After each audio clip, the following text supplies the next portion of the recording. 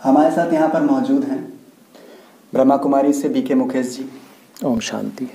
और वृंदावन से आचार्य देव मुरारी महाराज जी, ओम शांति। महाराज जी, मैं चाहूँगा कि आप अपना स्वयं परिचय दें। मैं आचार्य देव मुरारी बाबू वृंदावन से श्रीमद् भागवत कथा एवं राम कथा प्रवक्ता, साथ में श्री कृष्ण जन्मभूमि निर्माण न्यास का मैं राष्ट्रीय अध्यक्ष हूँ। राष्ट्रीय संत सुरक्षा समिति का मैं राष्ट्रीय अध्यक्ष हूँ और देव गौ एवं वृद्ध सेवा ट्रस्ट का मैं राष्ट्रीय अध्यक्ष हूँ। अखिल भारतीय गौ रक्षा महासंघ का मैं राष्ट्रीय संरक्षक हूँ और भगवा रक्षा दल का मैं राष्ट्रीय उपाध्यक्ष हूँ। भारतीय केसरिया वाहिनी का मैं राष्ट्रीय संरक्षक हूँ और राष्ट्रीय मानवाधिकार एवं सामाजिक न्याय आयोग का मैं राष्ट्रीय सचिव हूँ। इसके साथ गौ गीता गंगा रक्षा का मैं राष्ट्रीय संरक्षक हूँ। भारतीय केसरिया वाहिनी का मैंने आपको परिचय दिया ही, और युवा शक्ति क्रांति सेना का भी मैं राष्ट्रीय संरक्षक हूँ। इस प्रकार 26 संगठनों में राष्ट्रीय स्तर से कार्य कर रहा हूँ और समाज की सेवा कर रहा हूँ।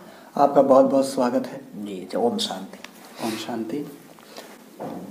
मुकेश जी, आज मेरा आपसे एक प्रश्न है, और वो प्रश्न ये है कि श्री राम और श्री कृष्ण को ब्रह्मा कुमारी में परमात्मा क्यों नहीं माना जाता? ऐसा क्यों है?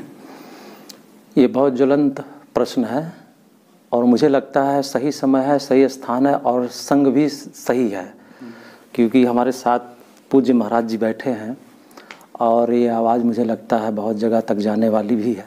आपने कहा कि ब्रह्मा कुमारी संस्था में श्री कृष्ण, श्री राम, अन्य देवी देवताओं को भगवान की संज्ञा नहीं, भगवान नहीं कहते।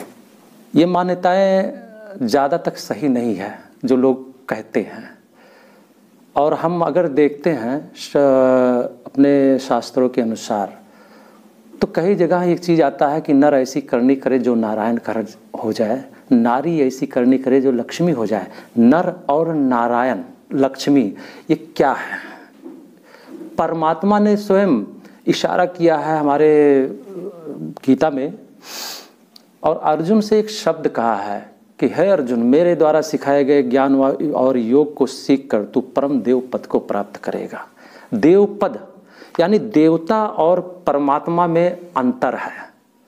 देवता उसको कहा गया है जो शिव बाबा ने हम सबको, शिव पिता ने बताया है कि बच्चे तुम ऐसे देवतुल्य कर्म करो। भारत में ये प्रथा है, क्योंकि हमारा भारत भूमि ही कभी श्री राम, जो नेक्स्ट टू गॉड, उनको गॉड नहीं हम लोग कहते, लेकिन नेक्स्ट टू गॉड यानी भगवान के प्रथम बच्चे, बाप जैसा वैसे बच्चा, लेकिन बाप तो निराकार है। हमारे शास्त्र में एक चीज़ आता है, ब्रह्मा देवताय नमः, विष्णु देवताय नमः, शंकर देवताय नमः, लेकिन परमात्मा के लिए शिव परमात्मा नमः बोला जाता है। ये हमारे शास्त्र में भी है। मैं कहीं शास्त्र की बात काट नहीं रहा हूँ, लेकिन एक इशारा उसमें डायरेक्ट दिया गया कि देवता और परमात्मा दोनों अगर एक होते तो इसके लिए नमस्कार किया गया, देवता लेकर इन तीनों को, लेकिन परमात्मा शिव के लिए कहा गया है। जो और परमात्मा उसी को कहा जाता है जो शरीरधारी ना हो, निराकार हो, क्योंकि गीता में कहा मैं अव्यक्त हूँ, अयोनिज हूँ, जन्म मरण से न्यारा हूँ, किसी के गर्भ से जन्म नहीं लेता है। उसके बारे में बहुत सारी चीज़ें हैं जो बहुत लंबी व्याख्या है। ये सारे रहस्य परमात्मा आके सिखा रहा है। और परमात्मा आता है तो कहता है तैतिस तुम सर्व आत्माओं को मैं ऐसी समय पर जब आकर ज्ञान देता हूँ, तुम आत्माओं को मैं ज्ञान योग से सशक्त और परम पवित्र बनाकर तुम्हें नर से नारायण पद प्राप्त कराता हूँ। क्योंकि ये भारत भूमि ही देवी देवताओं की भूमि है, जो आज भारत पूजनीय इसलिए कहा गया है, भारत को विश्व गुरु इसलिए कहा गया था क्योंकि यहाँ कभी देवी देवताएं वास करते थे। तो हम बाप इतना सुंदर सर्वशक्तिमान शिव पिता है, उसने हम सबको, अपने बच्चों को अपने ही रूप में रच दिया कि कलयुग में पहचान पाना ये मुश्किल हो गया कि परमात्मा है कि उसके बच्चे हैं। बस इतना अंतर है। पाप कटेश्वर परमात्मा को कहा जाता है, सभी पाप कटेश्वर नहीं है। पाप कटेश्वर एक शिव को कहा गया है, सभी को नहीं कहे। लेकिन ये देवी देवताएं एक लक्ष्य है हम सबके जीवन का, इस मनुष्य पे धरती पर आदर्श हैं कि हमें इनको जीवन में इनके कर्तव्य को उतार लेना ही भगवान के जैसा बन जाना है। सीधी सी सिंपल सी बात है। हम इनको भगवान भी कह सकते हैं, लेकिन कोई भी बच्चा बाप का बाप नहीं हो सकता, बेटा कभी भी, क्योंकि परमात्मा शिव एक है सबका, और उसके जो बच्चे हैं वो सर्व देवी देवताएं हैं जिन्होंने अपने स्वरूप में रच कर भेज दिया है, जो पूजनीय हैं, इसमें कोई शक नहीं है। तो हम सब पूजा करते ही नहीं हैं कि ऐसा है कि पूजा ही करना है, बल्कि उनके कैरेक्टर को अपने जीवन में उतारते हैं। राम जैसा बनने का लक्ष्य है, श्री कृष्ण जैसे उनके सद्गुणों को अपने जीवन में उतारने का लक्ष्य बताते हैं। बस ये सिंपल सी चीज़ है। आपने अपना अनुभव सुनाया, इसके लिए बहुत बहुत धन्यवाद। और मैं यही सेम प्रश्न आपसे भी करना चाहूँगा महाराज जी कि आपका क्या कहना है इस प्रश्न पे, आपका क्या अनुभव है? देखिए, सब लोगों की मान्यताएं अलग अलग होती हैं जी।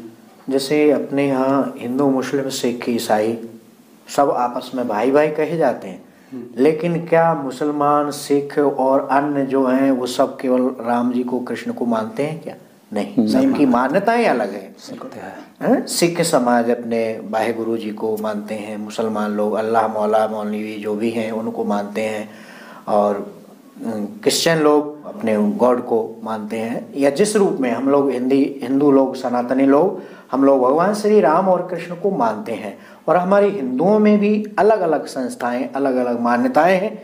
हम लोग भगवान श्री कृष्ण को, राम जी को भगवान मानते हैं, देवी देवताओं को देवी और आदि शक्ति मानते हैं। ब्रह्मा कुमारी संस्था एक ऐसी संस्था है जिसमें अनेक देवी देवताओं को, राम कृष्ण के साथ साथ उन सबको स्पष्ट ना माने, एक कहना भी गलत है, लेकिन उनका पूरा कि हम एक को माने, एक को माने शिव बाबा का नाम लेते हैं, और शिव बाबा का नाम लेने के साथ ये कहते हैं हमारे शिव बाबा में श्री राम है, कृष्ण है, देवी देवता सभी शक्तियां समाहित हैं, एक केंद्र बिंदु है। शिव बाबा को भगवान मानते हैं, शिव बाबा को सब कुछ मानते हैं, और शिव बाबा को ही मानना ही बहुत अच्छी बात है। मैं प्रशंसा करता हूँ, भूरी प्रशंसा करता हूँ। किसी एक जगह व्यक्ति का केंद्र यदि आकर्षित हो, केंद्र बन जाता है, तो उसको न राम की जरूरत, न कृष्ण की जरूरत, न किसी देवी देवता को, एक को केंद्रित किया है ना, तो भगवान भी कहते हैं तुम अपना मन मेरे ऊपर लगाओ, किसी रूप में लगाओ। तो ये ब्रह्मा कुमारी संस्था ये शिव बाबा को मानती, एक जगह केंद्र स्थापित है, लेकिन उसके साथ साथ ये नहीं है कि राम जी के और भगवान श्री कृष्ण के जो आदर्श हैं, जो उनके नियम हैं, जो उनके बताए हुए मार्ग हैं, उससे भटक गए हो, ऐसा हमने कहीं नहीं देखा। हम तो जाते हैं, और जो प्रमुख संस्था है माउंट आबू, हम वहाँ जाते हैं और वहाँ बहुत सारा हमने अनुभव किया। जो लोग राम और कृष्ण को नहीं मानते हैं वो भी वो कार्य नहीं कर रहे हैं, जैसे सेवा भाव, जैसे स्वास्थ्य भाव, जन जन के लोगों की सेवा करना, ये हमने प्रत्यक्ष देखा है। तो ये जरूरी नहीं है कि हम राम और कृष्ण को ही मूर्ति रख के पूजा करें। ये हमारे लिए तो ये वो उनके बताए हुए मार्ग हमारे लिए आदर्श हैं। उन सारे आदर्शों का पालन करती है ब्रह्मा कुमारी संस्थाएं। मैंने हर विभाग में, हर मार्ग में देखा है कि उन्हीं के सारे। तो अगर स्पष्ट रूप से राम और कृष्ण की मूर्ति ना रख करके बाबा ब्रह्मा जी को मानना, शिव बाबा को मानना, ये कोई गलत नहीं। मैं तो पूरी प्रशंसा करता हूँ, बहुत अच्छा कार्य कर रहा है। समाज को जागृत करने का, योग, जप, तप, ध्यान आदि ये सभी के शिक्षा देना, ये बहुत बड़ा कार्य है जो भगवान ने किया, वही ये संस्था कर रही है। महाराज जी, हमने श्री कृष्ण का देखिए हृदय पर भी लगा कर बैठा हूँ। बिल्कुल। तो ऐसे कैसे कोई कह सकता है कि आप नहीं मानते हो? आप तो वही एक जगह छोड़ के आते हो, हृदय से हम लगा के चल रहे हैं। ठीक है, इनके जैसा बनने का प्रयास करते हैं। जरूरी यही है कि इनके जैसा बना जाए। अभी ज़रूरत है, सिर्फ पूजा तक ही मुझे लगता है सीमित नहीं होना है। गलती क्या हुई, हम लोग पूजा तक सीमित रह गए, लेकिन राम के करैक्टर जीवन में उतारना भूल गए। क्षमा, दया, त्याग, प्रेम, सद्भावना जो है, प्रेम बांटना, निस्वार्थ, ये श्री राम के, श्री कृष्ण के करैक्टर में है। हम पूछते रहें, लेकिन उनके जैसा हमारा करैक्टर अपोजिट हो तो क्या वो श्री राम और श्री कृष्ण मुझे पसंद करेगा? नहीं करेगा ना। बस बिल्कुल यही है, हम सब क्या कर रहे हैं, हम उनके जीवन को, आदर्शों को अपने जीवन में उतारने का प्रयास कर रहे हैं। बस ये है। तो राइट क्या है, रॉन्ग क्या है, आप स्वयं इस पर विचार करिए। बहुत ही अच्छा अनुभव हमें महाराज जी द्वारा सुनने को मिला, और मुकेश भाई ने भी हमें अपना बहुत ही अच्छा अनुभव दिया। तो इसके लिए आप दोनों का बहुत बहुत धन्यवाद। ओम शांति।